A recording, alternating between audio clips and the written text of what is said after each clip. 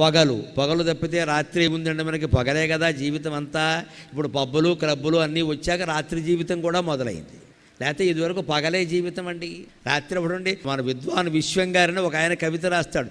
గూటిలో దీపమును పెట్టి నోటిలో కబళమును పెట్టి అంటాడు. గూటిలో దీపం పెట్టేవారు పూర్వం, నోట్లో మొద్దెట్టుకునేవారు, పడుకునేవారు, ఇక మాట్లాడేవారు కాదు. రాత్రి అంటే ప్రశాంతం. ఇప్పుడు జరగకూడనివన్నీ రాత్రే జరుగుతున్నాయి. అసలు పగల కంటే రాత్రే ఎక్కువైపోయింది మనకి. ఈ రాత్రి జీవితం నుంచి మళ్ళీ పగటి జీవితానికి మనం మారాలండి. దివాకరహ అంటే అర్థం అది. రాత్రి అయింది అంటే పడకే అంతే. 8 గంటల పడక ప్రతి మనిషికి అవసరం అండి. ఇవాళ యువతరం గమనించాలి, పడుకోవట్లేదు వీళ్ళు ఎవరు. 1 గంటకు పడుకుంటారు.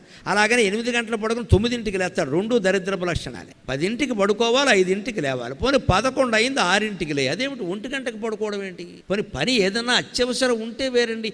ఒట్టి ఫోన్లు చూసుకుంటూ మెసేజ్లు పంపుకుంటూ కూర్చోవడం ఏం కర్మ మాది? Early to bed and early to rise అని ఇంగ్లీష్ వాళ్ళు కూడా చెప్పారు ఆ విషయాన్ని.